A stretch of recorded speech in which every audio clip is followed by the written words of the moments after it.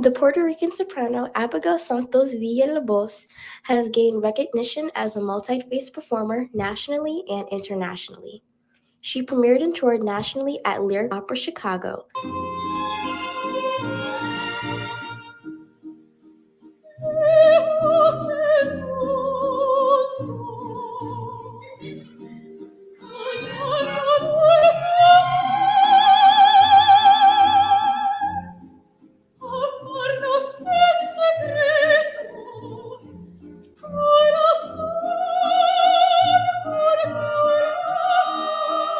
Dr. Santos has performed with numerous orchestras, choruses, and concert halls such as the Costa Rica Symphony. Dr. Santos joined the Belmont University School of Music in the fall of 2019. Alongside with her academic and classical music career, Santos counts with a strong social media influence through her online vocal pedology tutorials, covers, and live workshops with approximately 400,000 worldwide followers. ¿Imitar a otros cantantes es bueno? Lo vamos a discutir hoy en Doctora Voz.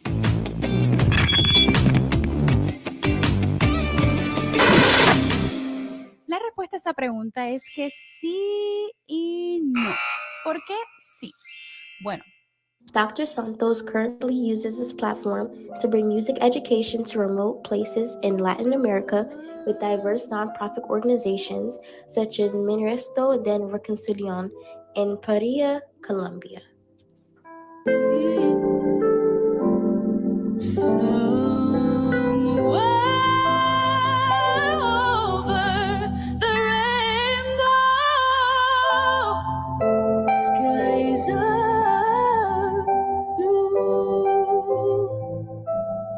Please join us in welcoming to HAPA Dr. Abigail Santos Villalobos.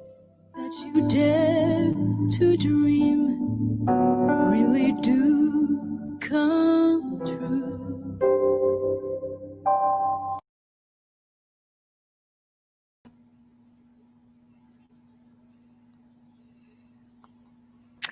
Good evening. Hello, Dr. Santos. Hi. Hello. Hi. Hi. Thank you so much for being here this evening. My pleasure. Thank you for inviting me. Absolutely. So hello, audience. I'm Miss Odom. I am the music director for The Wizard of Oz, as well as the vocal director for Hammond Academy for the Performing Arts. And thank you so much for joining us this evening for this conversation with Dr. Abigail Santos Villalobos. We'll be speaking about many topics this evening. And yes, this is an interactive conversation. So I want to bring on our student representative, Brianna Edwards. Come say hi, Brianna. Can you see me? We cannot see you. Oh no, camera issues. Well, 1 second. We can hear you though. Okay, well, hello. It's so nice to meet you. Wonderful. It's so good to I'm sure we'll get your camera up and running. But Brianna, thank you very much for being our student representative this evening.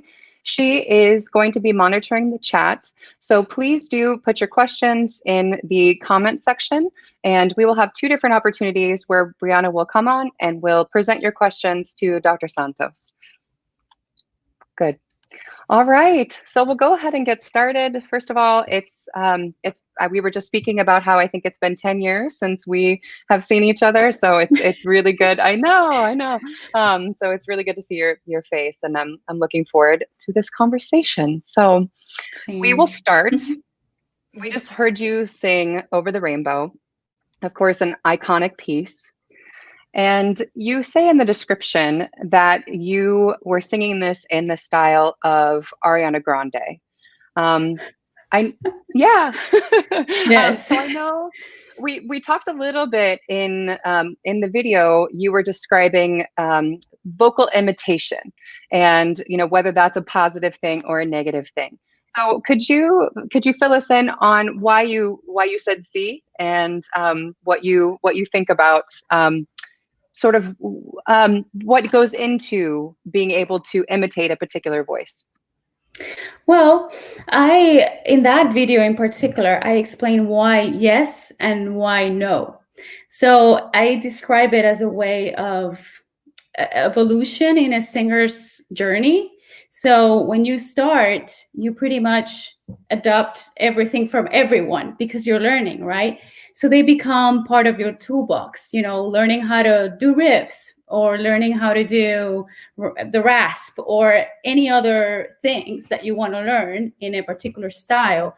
So little by little, you start growing as a singer and you start developing other skills that allow you to then say, well, then I want to look for a sound that's more unique, that is more me, and then you start exploring with other things, and then you start trusting your instrument more.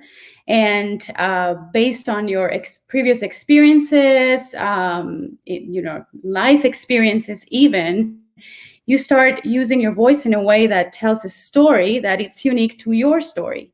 So in that video in particular, I talk about, yes, it is important. It is part of the process to imitate other singers, to learn from them, to watch them, to ask questions even. How do you do that? I don't know. We went to the same school, and I'm sure there are times that I don't know if you did it, but I did it all the time. How do you do that? And that's how you learn. Learning from others is an amazing tool. And that's what that video is about. I use, in the style of Ariana Grande, so people will be like, oh, wait, let me watch this, because she's well known. Mm-hmm. But it's, at the end of the day, it's really my interpretation of it. Mm-hmm. So on that, you spoke about the journey of that we all start out in this space of imitation.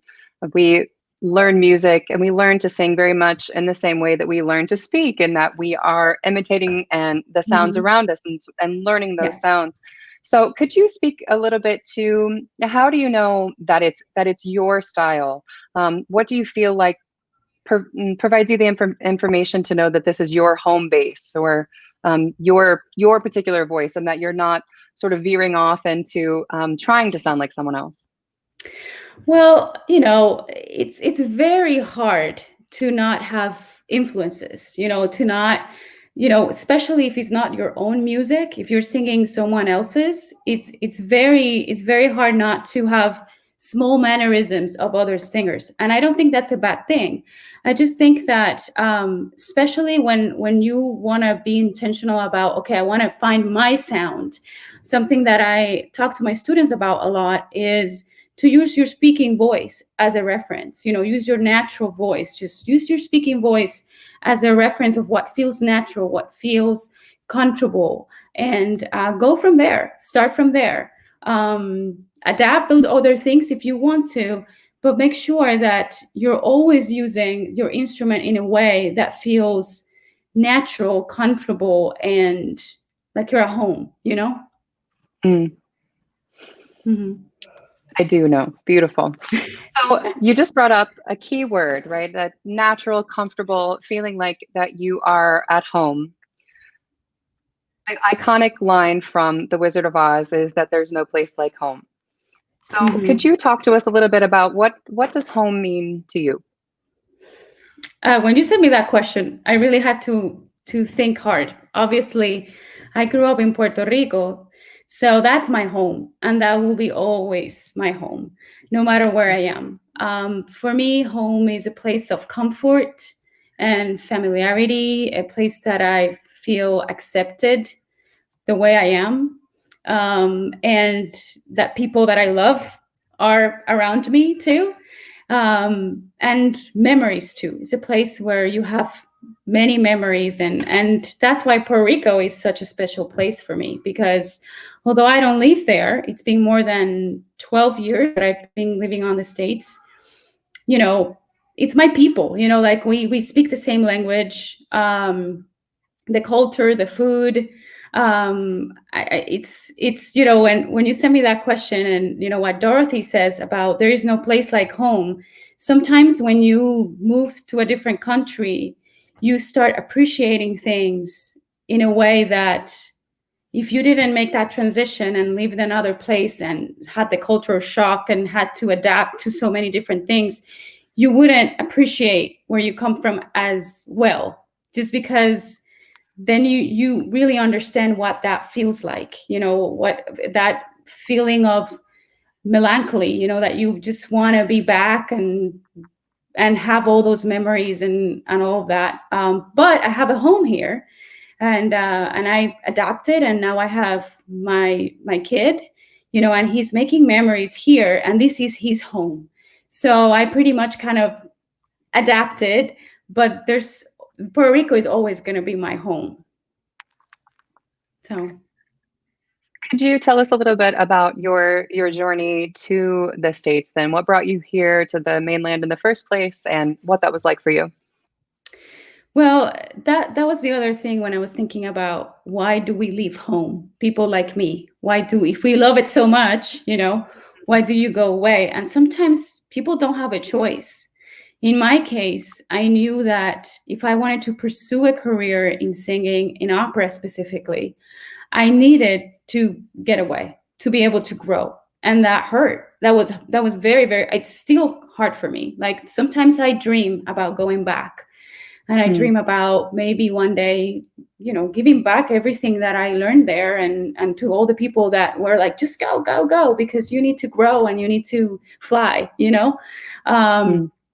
So moving here was really a decision that I had to make, because I wanted to do a master's degree, and there wasn't a master's degree back in Puerto Rico in music, and later the DMA. And then after that, I figured, well, I'm here, and if I want to perform, there's only one, you know, national symphony in Puerto Rico, you know, so there's not a lot of opportunities to be able to perform. So that's the main reason why I decided to stay in the States, because of my career.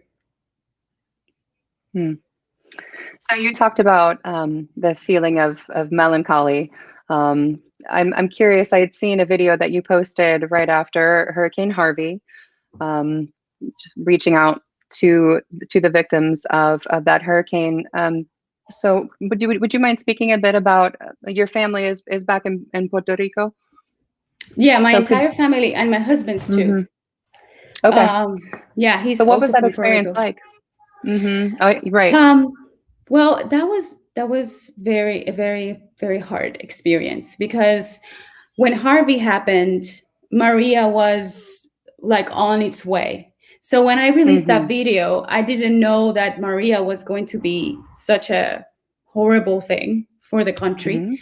So, I mean, I released that video, and I remember that same night, I heard that it was like the hurricane was going to come, and, you know, that it was going to be bad. So I remember doing a Facebook Live and just crying, you know, and saying, you know, we know what this means, because I've been through a hurricane before when I was little, but never like this. You know, this was something that I never experienced, and I don't think I will ever experience that, you know, if I don't go back there. And, you know, I didn't know anything about my family for 10 days. There was no communication. So my parents live in the mountains of Puerto Rico. So that was one of the parts that was most, you know, very, very affected by the hurricane. So we were very concerned for 10 days. I didn't know anything about them until finally they called me. And then my mom told me, can you sing? The first thing that we talk about in the phone was, can you sing for me Verde Luz? And it's a beautiful Puerto Rican song. So I think I was like at Publix or something. And I was like singing, Verde Luz de Monte y Mar. And just crying, you know, just crying to my, I mean, it was just a very difficult thing to go through, but we went through it, and we're doing much better now. Yeah. So if you don't mind, I know this is a very personal topic, but could you speak about the rebuilding process, and where your family is now, and where Puerto Rico now is with their with the rebuilding process? Well, I went back there, I think 5 months after the hurricane, and the scenery was pretty, I mean, it was devastating. It was really, really difficult. But, you know, they are hardworking people. So they're back on their feet. I went back on December last year, before the whole pandemic. And it looks back to normal in so many ways, but you can tell people have been deeply affected because then we had the earthquakes as well. Right. So, people are they're like, very aware of, okay, we need to, take care of ourselves. And there's a sense of community too. I feel like people are more together because they had to come together, after all of that. So even politically, things have been changing too. Like people are taking, their new parties, their new leaders that are starting to come out. So I think it's gonna get better, and it's getting better. But it's a big thing. It's a big event. It was a big thing for them. Yeah. Of course. Thank you for speaking to us about that. Yeah. So I'm going to move to the topic of ambition. So you spoke about how you had completed your undergraduate degree and you were looking around at the opportunities that were available for you at home. And you said there's one symphony orchestra and there was no master's program. So your ambition drove you to then come to the States and pursue music. So can you talk about what the process was like in selecting a school, what you were looking for in your academic experience once you came to the States?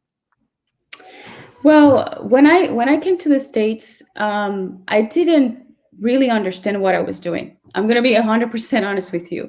I was really following the advice from my teachers. They were like, I think you have a voice. I think you can do it. And I was like, okay, I'm going to try it. Because, I grew up in a place where, becoming an opera singer was not even on my radar. That was not something that I had access to. So the fact that someone said, I think you can do this, I was like, well, I should trust them. I should just go try it.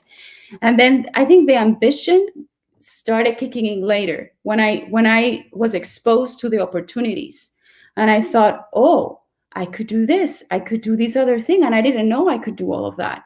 So then I think in my process to come in here, I knew that it was the right thing to do because I was told that it was the right thing to do. But once I started going through the journey, that's when I figured out, like, okay, this is what I want to do, and this is my plan, and this is my expectations of what I want to do with my life, not what other people thought I should be doing. So my process was a little bit different in that way. It wasn't like I was looking for the best school. I was pretty much saying, okay, they told me you should go to this school. And I applied to all of them, and I got into the best, CCM.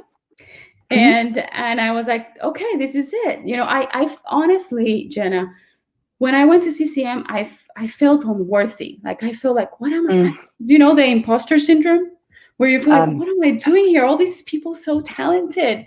I don't belong here. I belong to like back in my little corner singing in my home, That's how I felt. So it's been a journey for me.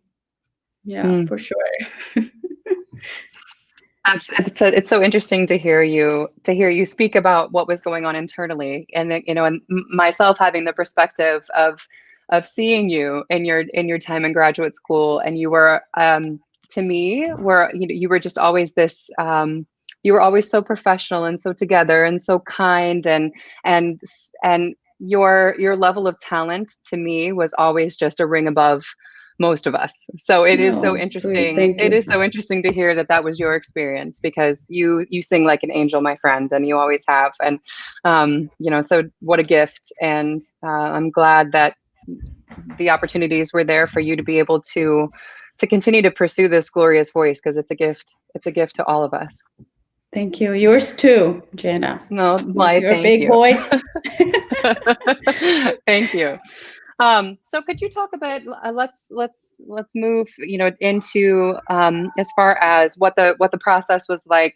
So if you are, say, 18 years old and you work with young students now at Belmont University, if you were 18 years old and you had it all, in front of you, what would you look for when it comes to that academic path? What would you be looking for in a school? Let's start there. Well, I will think about definitely the teacher. the voice teacher. I think that's very important. I was very lucky that I was with a teacher that changed my life, literally. Without her, the experience would have been completely different. I think that's the main thing I always tell my students. Look for a teacher that really clicks with you, with the way you think, with the way you process information. Because at the end of the day, it comes down to how you sing, right? Mm-hmm. So if you have a solid technique, that's very important. So that's my number one. My number two will be, obviously, the curriculum. What type of curriculum they offer, how much stage experience you're going to get. If it's a school that it's very, very competitive, like CCM, there's a chance that you won't be on stage as much, right? But you are in a place like CCM where you always will have other opportunities or other venues that you could sing, because it's such a well-known school and so well connected.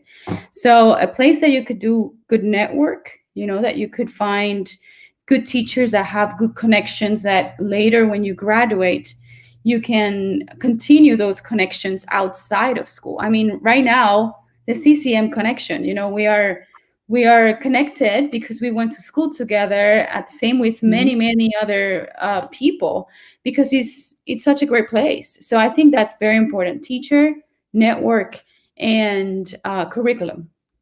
That would be my main three things when you're looking at a school. Does that answer your question? It absolutely answers the question. So to follow up on that, so say, I'm 18 years old and I'm looking at your profession. So you are a professor of voice at Belmont University. What would be the elements that I would need in order to get myself into a position where I could teach at the post-secondary level? You mean to have a position like my position eventually? Exactly. Okay. Mm-hmm. Well, definitely master's and DMA. You have to have a master's and a DMA. Performing is important, as much performing as you can do. But also, if you are someone that's very good with research, if you're very good writer, start publishing, start doing competitions even, or publishing for different journals and things like that. That will help you a lot with that. Also, teaching experience. Just I remember I started teaching when I was actually 21. I started teaching. I was because I started my bachelor's degree when I was 20. I was older when I started. So the next year I was already teaching. I thought, well, I know I'm going to do it at some point, so I better start learning now. And I started taking a few students, and just not everything I said was right. But I was experimenting a little bit, but I also learned so much, So don't wait till you have, all the credentials to start teaching, because you learn how to teach by teaching, by doing it. So, and more than what you probably think. So yeah, that will be the steps, I think. Wonderful. Thank you. So at this point, I want to bring Brianna back into the stage. Brianna, do you have questions for us from the audience, please? Yes. I actually had a few questions that I put together myself.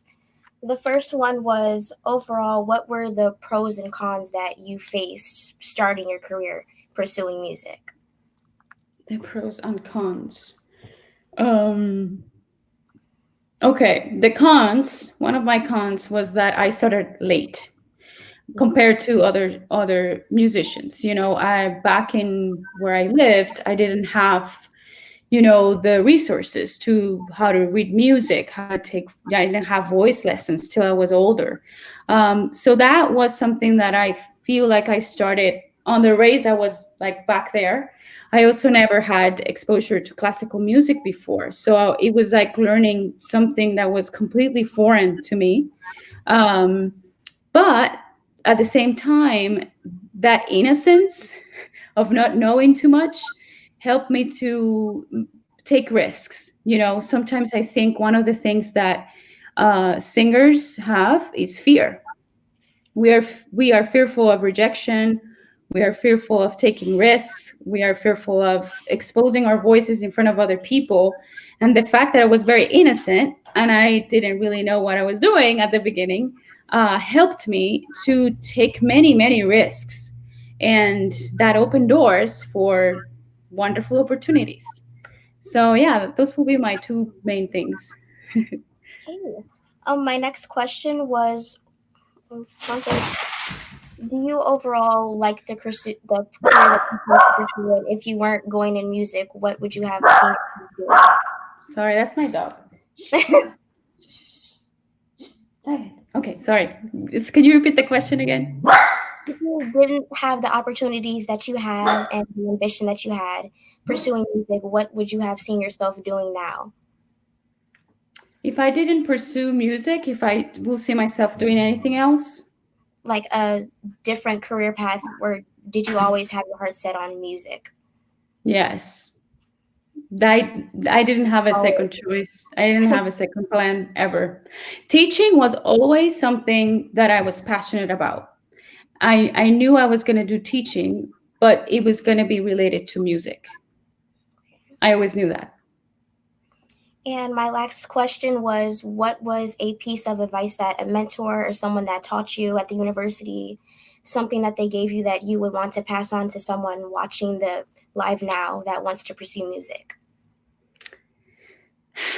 Abigail, don't waste your time. I think that was the biggest thing. When I was in my undergrad, I think I wasted a lot of time just, daydreaming, but not really doing. Sometimes, when you are in your doing your degrees, you see, learning songs or, learning a role like it's just a task that you have to do, and you don't see how that's going to impact the way you work later on, that you're creating the tools to be disciplined and the habits that later on are going to put you in good places. It's going to take you to the places you want to go. So learning how to use your time efficiently when you're young, it's very important. And one of my mentors told me that one time. It's like, you just waste too much time. You need to get focused, and you need to do this for yourself, not to please me as a teacher. And after that, I was like, okay, I need to focus and I need to use my time well. Okay, thank you. You're welcome.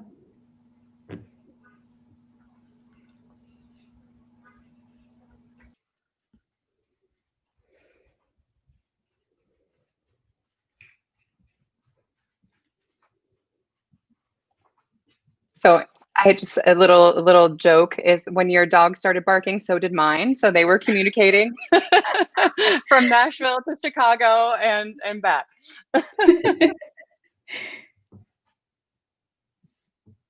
Oh, I think you're muted, Jenna.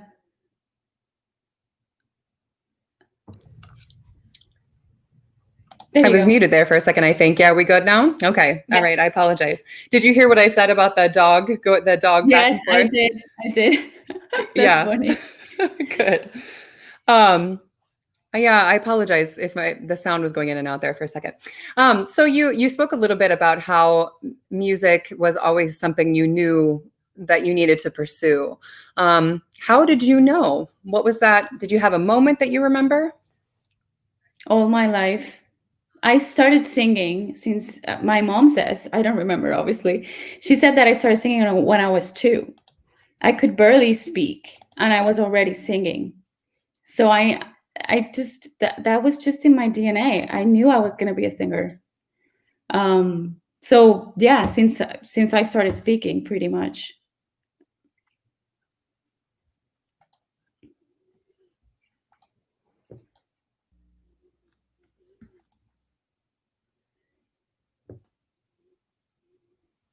Oh, I think you're muted again, Jenna.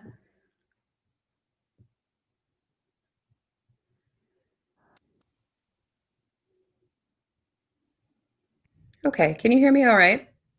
Yes. Okay. I apologize. Wonderful. So talk to me a little bit about I think this word success, so, kind of bringing the Wizard of Oz into it, it's interesting to me, and going back and reading through the lyrics of the Merry Old Land of Oz, they talk about the words are ha ha ha, ho ho ho, and a couple of tra la las. That's how we laugh the day away in the merry old land of Oz. And I think there's this sense of that when you arrive, right, when you have sort of finished your journey on the yellow brick road, that you will arrive in this place where this land of success, where dreams are granted, and that hard work, you've done all that it's back behind you, and now you have arrived. So I think that's kind of an interesting concept, right? This kind of chasing the carrot of success. So I'm curious what success looks like for you, whether that definition has changed throughout your journey.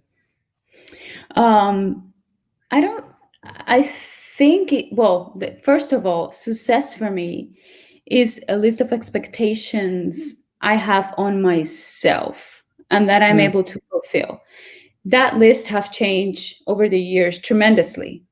When I was in high school, my definition of success was just fulfilling my goal of graduating, right? But little by little, that list has been shifting with my life, and I think the most important aspect that I learned that makes me feel like I am successful, or that I'm on my way to be successful, is that the expectations are things that I put on myself, not what someone else's is expecting from me.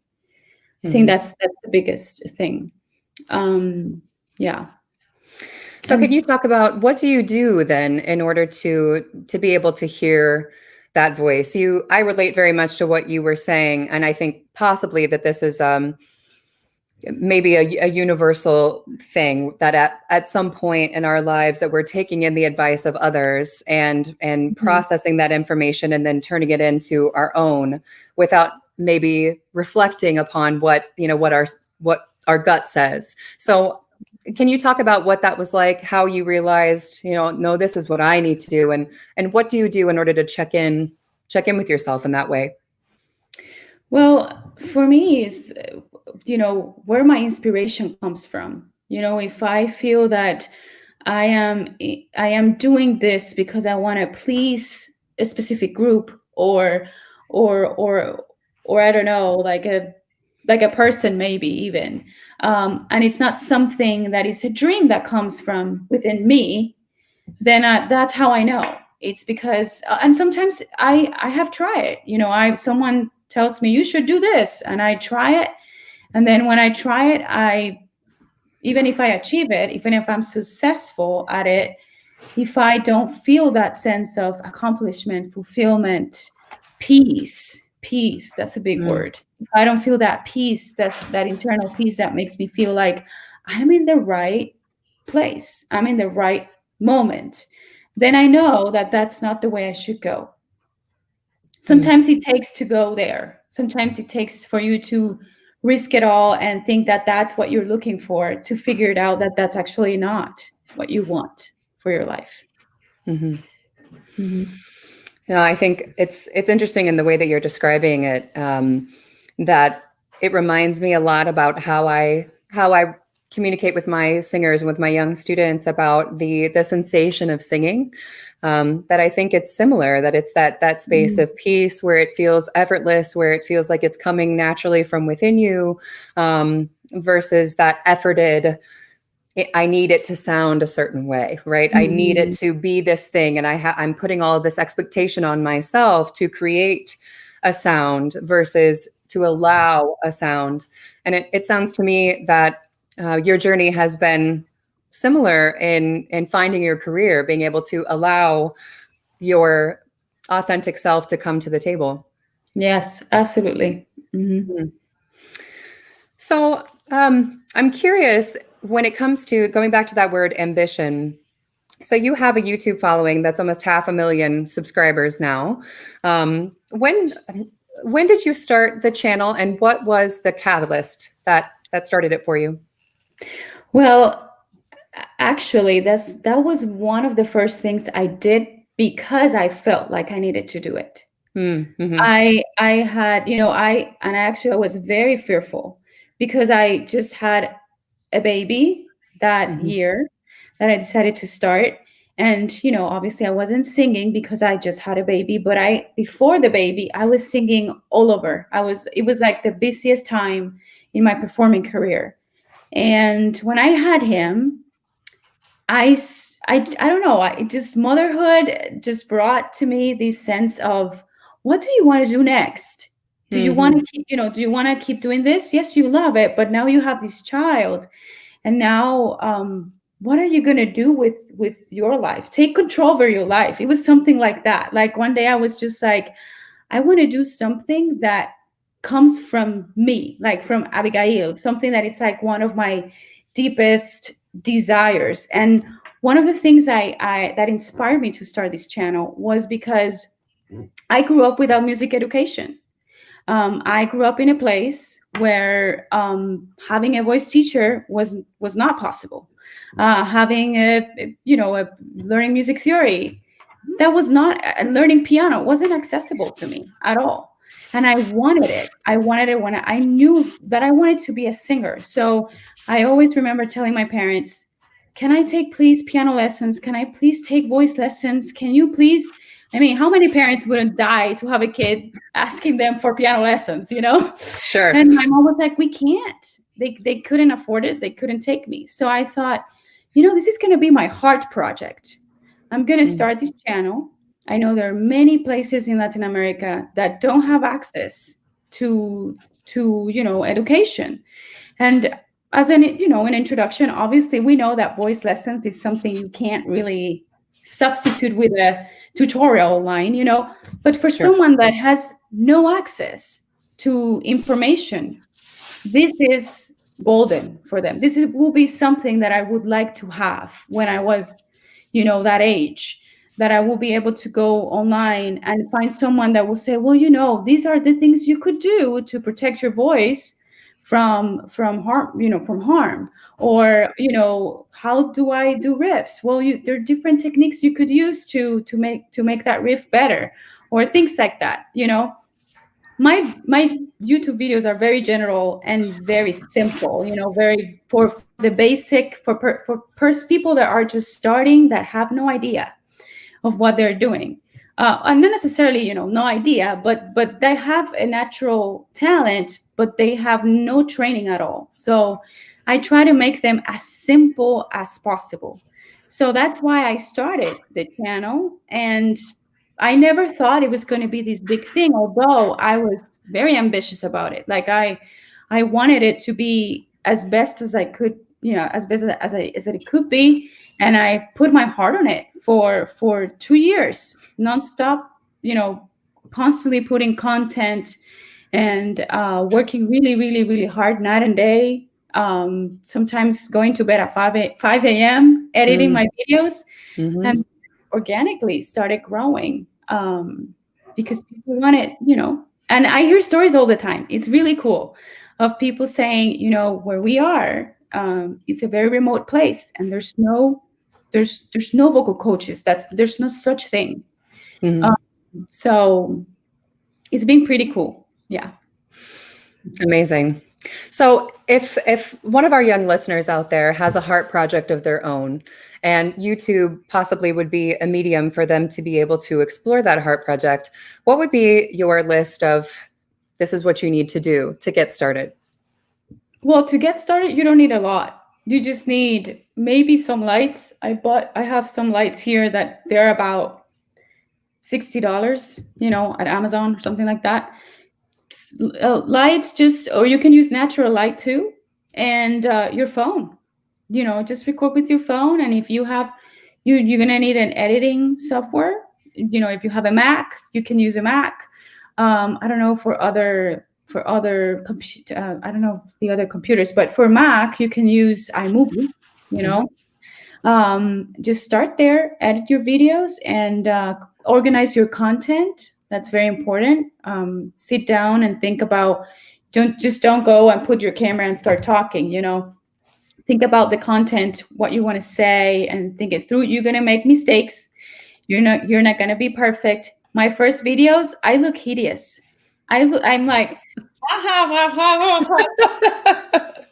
a trained singer. I'm not trained to be like, on camera. So I'm like, all tense, and it's like I don't even sound Puerto Rican. I sound like I'm from who knows, where. And little by little, you're gonna start finding your own voice, your own way of delivering the content. But it takes a long time to study, what other people are doing and all of that. But if you want to do it, go for it. This is the time to do it. Yeah.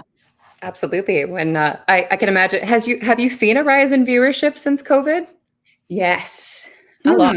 Yes. COVID actually was the thing that opened the doors for the nonprofit collaborations, because some schools, they didn't even have internet. So this last place that I worked with, they are a nonprofit organization, and they were able to they made an arrangement with Google, and Google donated like internet and tablets and all of that for their school. They have a school where they teach, in a very high risk community. They wanted to use my material. So they asked me if I gave them permission to use my material as part of their curriculum to teach the kids.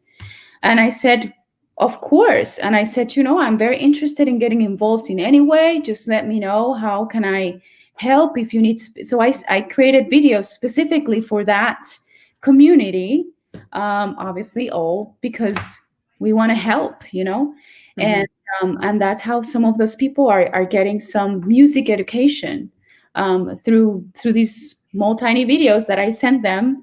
And people from all over the world have been writing and saying, I use your videos in my studio back in Peru, back in Colombia, in everywhere pretty much that speak Spanish. So that has been one of my biggest, if we talk about success, more than singing in any other place, that has been one of the most rewarding aspects of that. Yeah. That's such an interesting thing, because I think that in our profession where we started, and in graduate school, that the thought of success was very much the things that you've done. You've performed. You were a Marilla, which is for those of you that aren't familiar with the opera world and with the young artist circuit.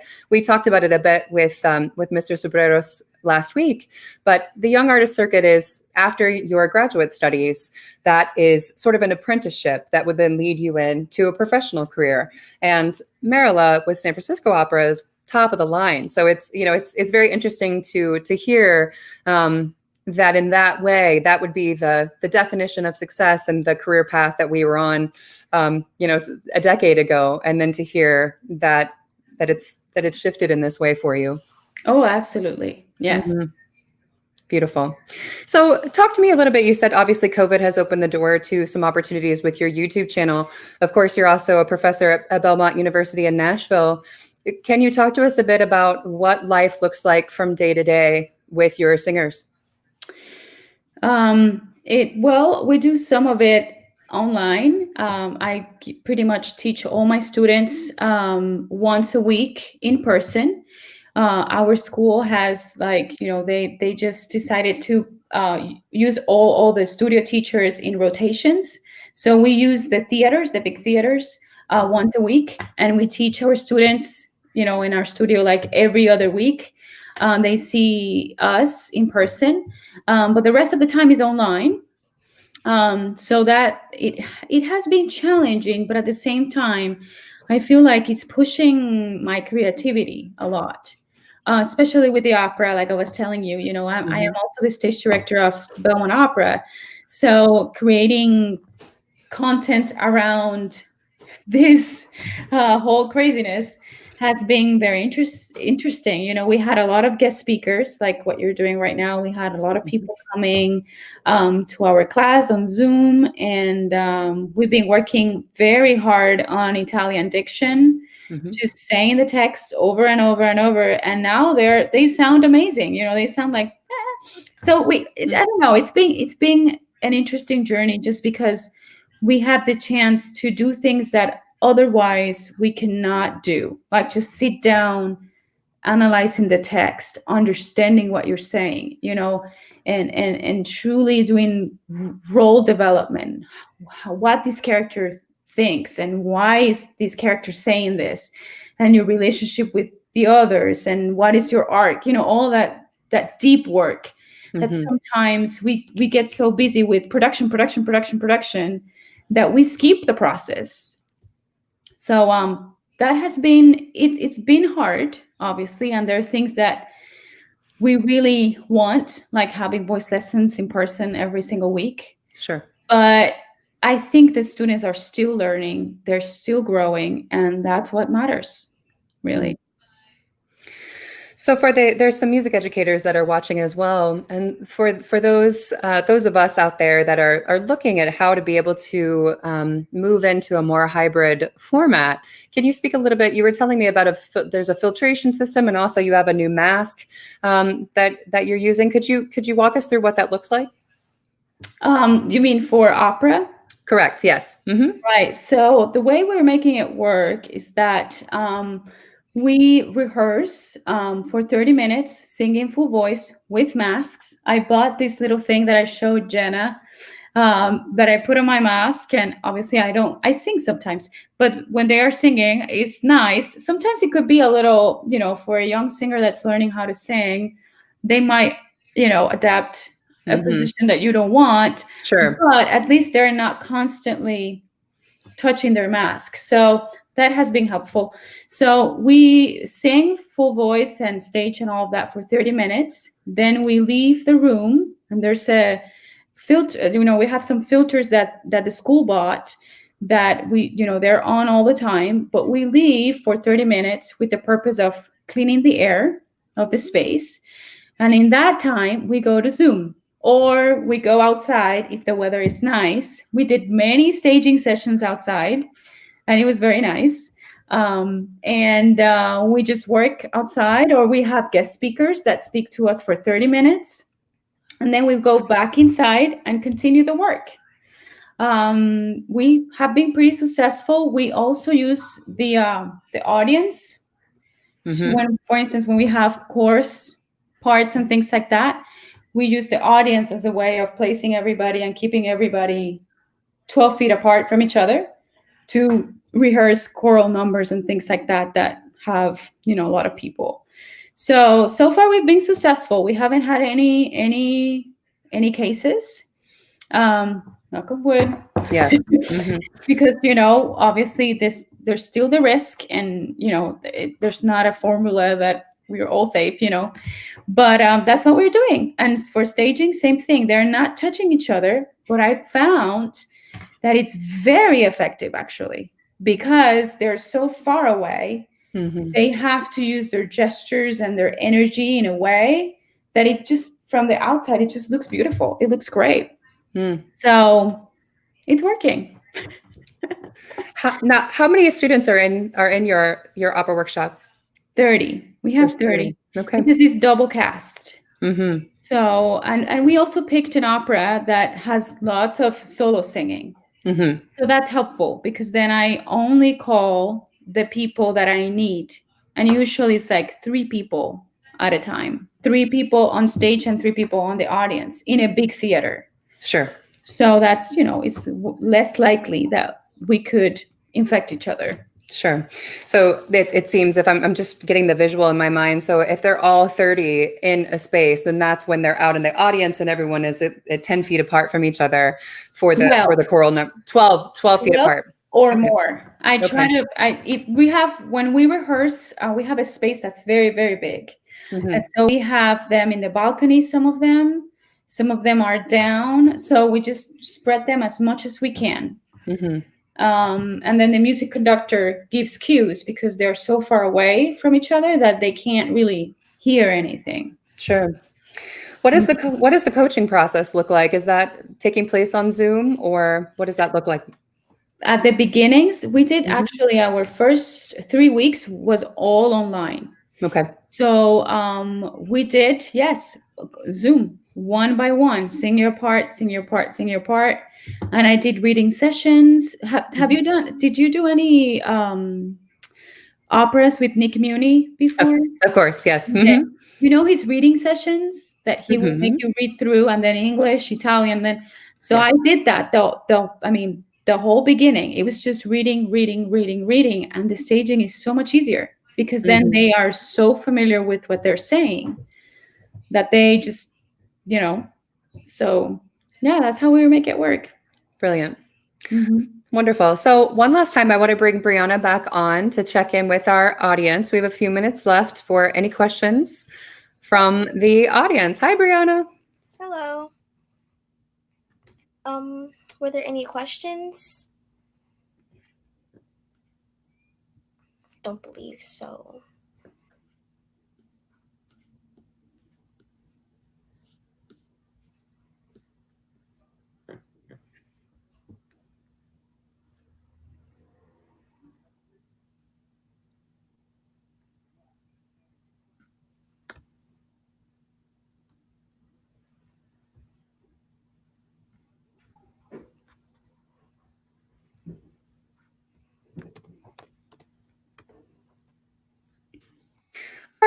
All right. So it looks like you have left them speechless. You've answered every one of their questions. Don't be sleeping, please. Yes, I know I talk a lot.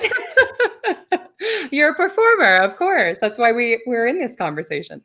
Wonderful. Well, I really feel like we've covered the gambit. So I appreciate your transparency and sharing your experience with us, sharing what life looks like for you right now.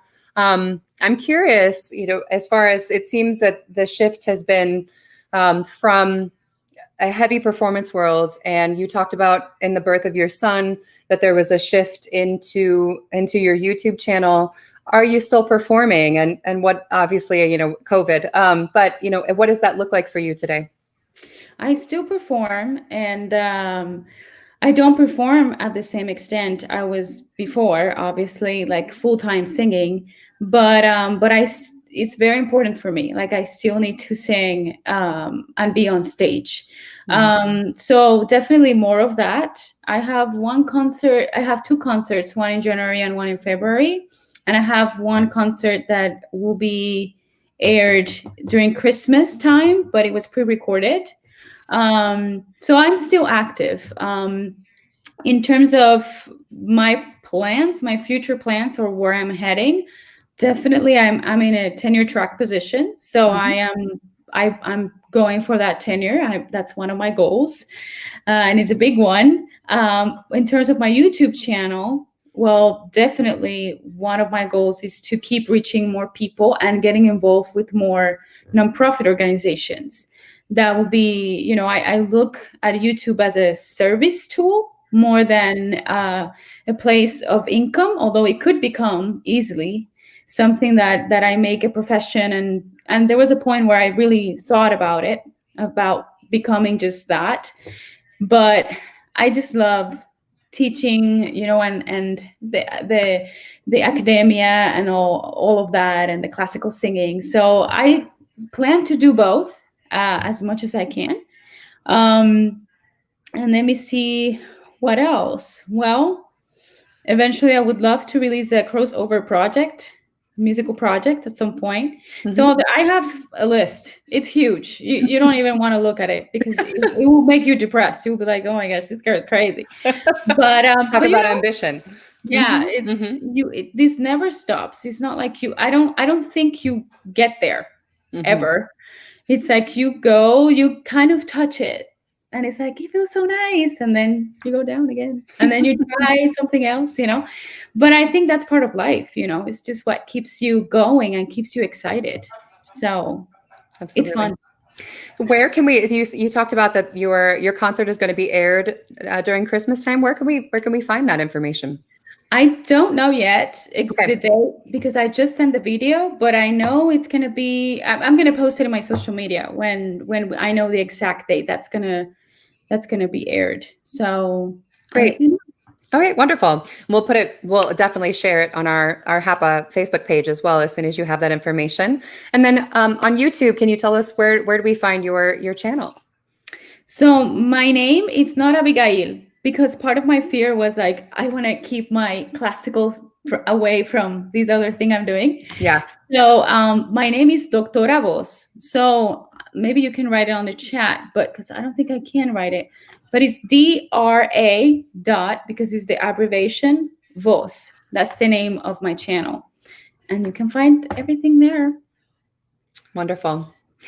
Well, I can't thank you enough for taking the time to sit down with me and to talk about all of the gambit of things that we've discussed this evening in your journey to what success is for you today and where you're headed. It's been a joy to talk to you. Same, Jana. Anytime. Yeah. Okay, great. So this is the time where we're going to plug a little bit. So we've got a couple of events coming up. Of course, this series is leading to the opening of Wizard of Oz, which you see up on your screen. Opens on the 12th, which is coming up next Thursday, hard to believe, at 7 p.m. And we have 2 shows at 7 p.m. on the 12th and 14th, and then 1 at 2 p.m. on the 15th.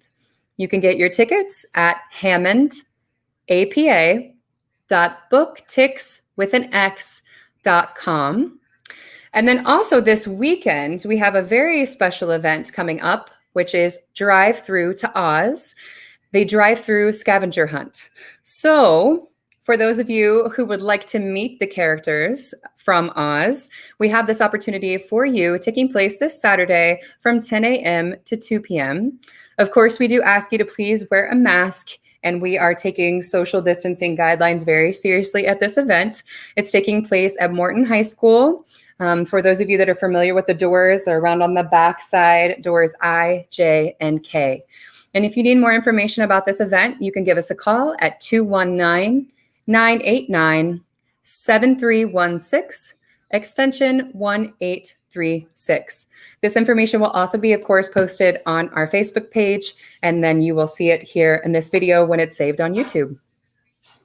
And we will see you there. Again, thank you so much, Dr. Santos. It's been a joy. Take care, okay? We'll talk soon. Bye.